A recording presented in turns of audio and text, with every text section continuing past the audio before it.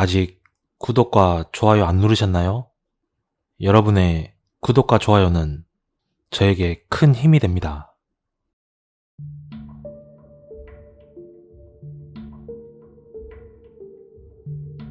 때는 내가 중3이었을 때 태권도장에서 합숙훈련을 갔을 때 일이야. 나는 초등학교 때부터 태권도를 배워왔기 때문에 어느 정도 단이 높은 상태였고 각종 대회에 나가 금메달을 몇 번 거머쥔 적도 있었어. 태권도를 해본 사람은 알겠지만 해마다 합숙훈련을 하곤 하지. 합숙훈련을 갈 당시에는 내가 중학생 시범단장이었고 늘 가던 산으로 가게 되었어. 물론 여름이었고 친구들과 함께 가기 때문에 설렘 반, 기대 반이었지. 그렇게 차를 타고 가면서 이런저런 얘기를 하며 도착한 숙소는 정말 마음에 들었어. 하지만 올라가는 길에 있던 이름 모를 무덤 빼고 말이야. 아무튼 숙소에 도착한 후 짐을 풀고 사범님의 지도를 받다 보니 어느덧 저녁 시간이 찾아왔어. 모두들 배가 고픈 상태라 저녁 식사 때 엄청 빠른 속도로 먹어치우기 시작했지. 밥을 다 먹을 때쯤 관장님께서는 11시에 있을 담력 훈련에 대해 말씀을 하셨어. 학교 수련회라든지 종교 수련회에서 단골로 등장하는 담력 체험. 왠지 무섭기도 하지만 친구들과 함께라면 재미있었지. 난 초등학교 4, 5, 6학년을 보이스카웃으로 보낸 터라 담력 훈련 같은 건 숱하게 많이 해봤기 때문에 뭐 이번에도 역시 시시하겠다고 생각했었지. 그렇게 친구들과 장난도 치며 놀다 보니 금세 11시가 돼버린 거야. 관장님이 모두 집합하라는 소리에 숙소 밖에 모여서 어디 숨어 놀래켜줄 거라는 예언과 함께 깔깔대며 담력 훈련을 기다리고 있었어. 그리고 관장님께서는 우리를 보며 한 명씩 아까 본 무덤에 공책을 두고 왔으니 그 공책에 자신의 이름을 쓰고 오면 된다고 하셨지. 난 시범 단장이었기에 제일 먼저 나가게 되었어. 후레쉬 불빛 하나와 핸드폰만 들고 출발했지.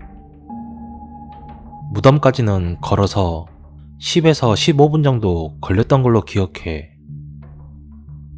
후레쉬를 켜고 얼마나 갔을까? 혼자서 가다 보니 분위기도 그렇고 아까와는 다르게 정말 오싹했지. 어디선가 나를 뚫어지게 쳐다보는 느낌. 그런 느낌을 받기 시작하고 나니 정말 무서웠지만 얼마 안 가서 이것도 끝이라는 생각에 난 발걸음을 재촉했어. 그런데 한참을 가도 무덤이 보이지 않는 거야. 왜 안 나오지라는 생각을 하며 걸어가고 있는데 저 앞에서 할아버지 한 분이 걸어오시는 게 보였어. 밤이라 잘 안 보였겠다는 생각도 하겠지만 정말 새하얀 한복을 입은 할아버지였어. 난 반가움보다 소스라치게 놀랐지. 그 시간에 새하얀 한복을 입은 할아버지라니. 그런데 그 할아버지께서는 눈 깜짝할 새에 내 앞으로 오셨어. 네 이놈, 여기가 어딘 줄 알고 함부로 가려고 하느냐. 이 앞은 절벽이니까 어서 왔던 길 되돌아가. 다짜고짜 호통을 치신 후에 스르르 사라지셨어. 나는 그 자리에서 더 이상 나아갈 용기가 없어서 그대로 돌아갔지. 근데 돌아가서 정신 차리고 보니 깜짝 놀라게 된 거야. 분명 11시에 출발했는데 다시 복귀해서 핸드폰을 보니 12시 30분이었어. 1시간 반이 지난 상태였지. 이미 담력 훈련은 끝난 상태였고 애들과 관장님 그리고 사범님은 날 찾느라 사방팔방 다 뒤지고 다녔다고 해. 그리고 곧 어머니께 걸려온 전화. 어머니께서는 자다가 꿈이 너무 이상해서 전화를 하셨다고 해.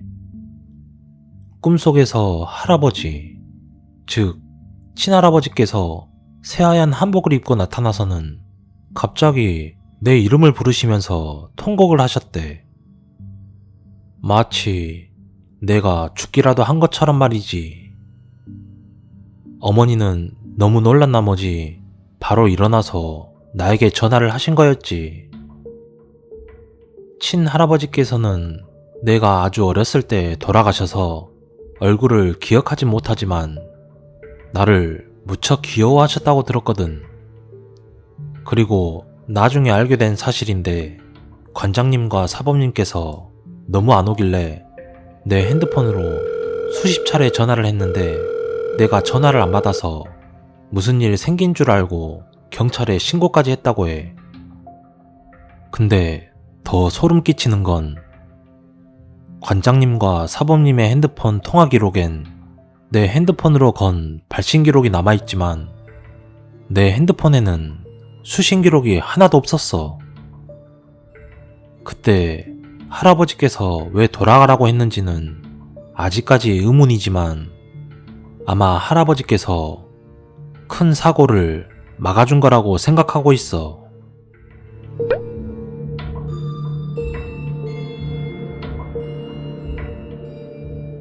난 무당 사주라 그런지 예전에 호되게 빙의를 당한 적이 있었어.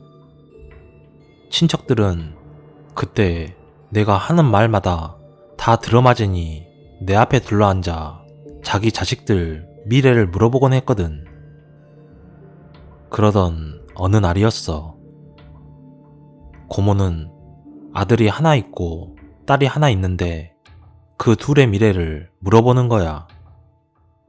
아들의 미래를 물어보는데 눈앞에 막힌 길이 펼쳐졌어. 흙길인데 뿌옇게 앞이 안 보였지. 그래서 고모 아들은 앞이 안 보인다며 재주도 없고 기술도 없어서 아무것도 못할 거니까 고모가 고모 돈으로 가게를 차려주라고 했는데 고모가 그 얘기를 듣고 나서 그 오빠에게 PC방을 차려줬는데 정말 장사가 잘 돼버렸지. 그리고 언니 같은 경우는 흙길인데 어느 정도 앞이 보이긴 했어. 그 언니가 어떻게 될지도 보였지.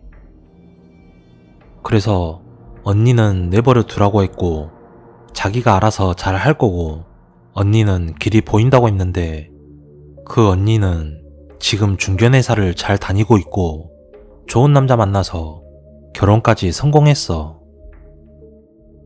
그리고 충격적인 건 큰엄마의 며느리가 있어. 나한테 새언니지. 어느 날 내가 꿈을 꾸는데 그 새언니가 흰 소복을 입고 아기를 등에 업은 채 관을 짜고 있는 거야. 그래서 잠에서 깨자마자 큰엄마에게 연락해서 보름 안으로 관이 하나 나갈 거라고 했는데 정확히 보름 후에 새언니가 낳은 둘째 아들이 죽었어. 믿지 않겠지만 정말 하는 말마다 다 들어맞고 보이는 것마다 다 이루어지니 내 스스로 내 주둥이가 무서워졌어.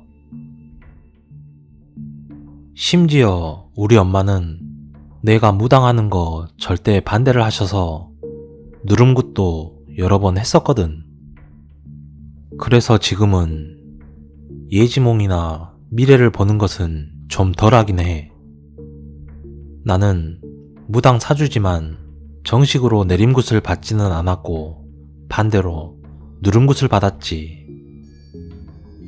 하지만 누름굿을 받고 나서 우연치 않게 한 일가족 귀신을 천도시킨 일도 있었어. 어느 날이었지.